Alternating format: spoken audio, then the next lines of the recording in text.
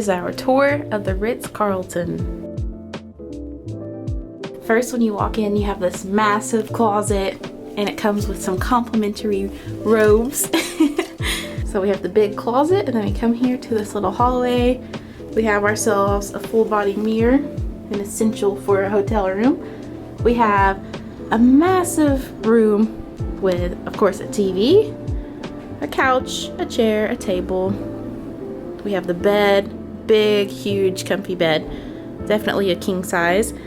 We have some drinks right here. We have Voss water, we have some sort of wine. I don't know much about alcohol, to be honest, but it's pretty cool that they put this stuff out in the room. We have Patron, Kings County Distillery whiskey, all kinds of nice stuff here. We even have almonds. How cool is that? So here's the bed setting, and this is my favorite part of the whole place. We have a massive bathroom, beautiful marble floors, gorgeous marble shower. Oh my goodness. This place is like a mix of old and new. Like, it has a lot of historic type of stuff in the hallways and elevators and stuff, but also very modern at the same time. It's really cool. And then we have our own private little toilet room here.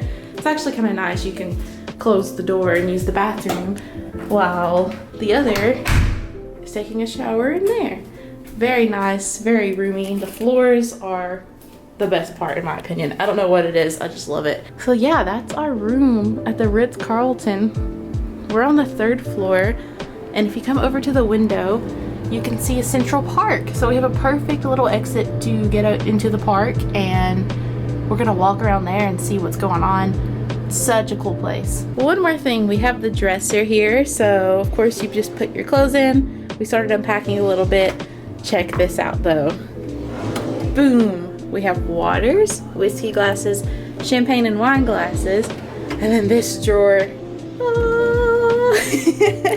We have gummy bears, chocolate chip cookies, salted cashews, mixed nuts, pretzels, M&Ms, a bunch of fancy milk chocolates, dark chocolates, whoa, potato chips, skinny popcorn, and we haven't even opened the rest. There might be more stuff in here we don't know about yet.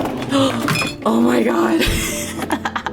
We've never been to a place that has these sorts of things. I've always wondered like where people go for these kind of rooms that have snacks and drinks and all that already in their room. There's lots of beers, and we got Grey Goose vodka. Never had that before actually, but I've seen it a lot. We have some Chardonnay, some other sort of champagne or something.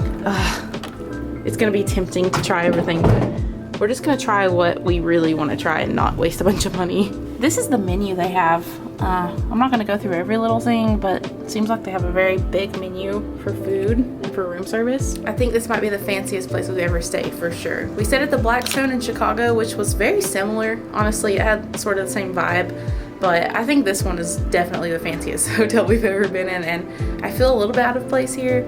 But then again, I feel super relaxed. Like, the service here is really good, and all the people are gonna be really nice and stuff. So I can't wait to spend the next few days here.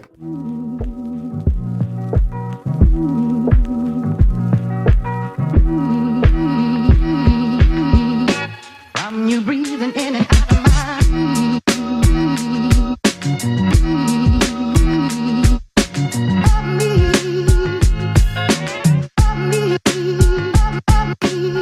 So after a nice ride through Central Park, we headed over to the Museum of Natural History, where we saw a lot of cool fossils and dinosaur skeletons, and we're both really nerds when it comes to history and animals of the past. And it was really cool because some of the things they had were actual skeletons and preserved dinosaurs, and other things were just casts. But it was so nice to come back to the museum. We came back in 2019 and never were able to check out the dinosaurs, so I'm so glad we made time for it this time around. It was so worth it, and I think anybody that hasn't been to this museum definitely needs to check it out.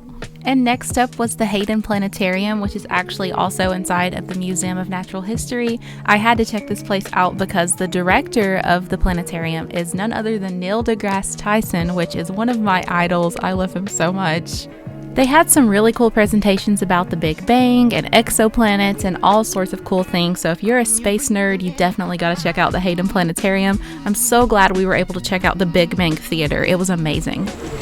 We also had to stop by the Central Park Zoo because it's really famous for me because of the Madagascar movies. It's pretty silly, but I've always wanted to go, and this is my first time ever visiting. We checked out the adorable sea lions. I took so many videos and pictures.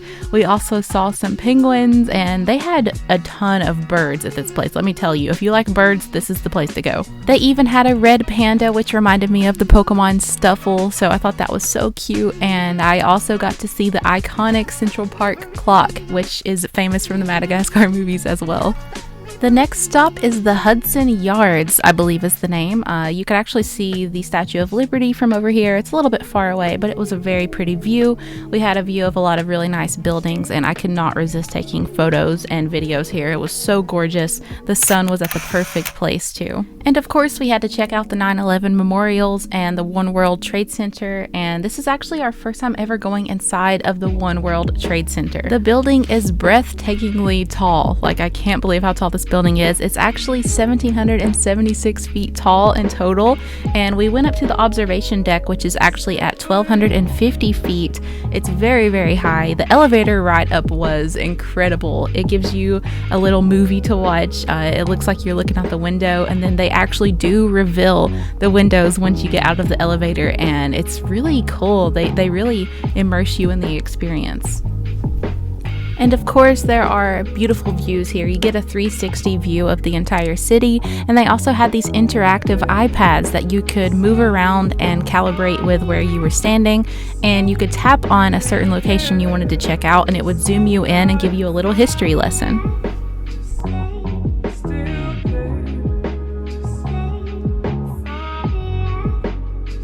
As someone who's scared of heights, it was a little bit intimidating stepping on the edge like that, but it was totally worth it. And they also had this open screen in the floor. It wasn't actually a window. It just looks like you're looking down at the street. I don't know if it was maybe a live view or something like that, but it was just a video. And I just had to show you guys this pan-seared beef fillet steak from the Ritz Carlton room service. It was the best room service I've ever had. We got room service quite a few times at the Ritz Carlton, and while it was expensive, it was totally worth the experience.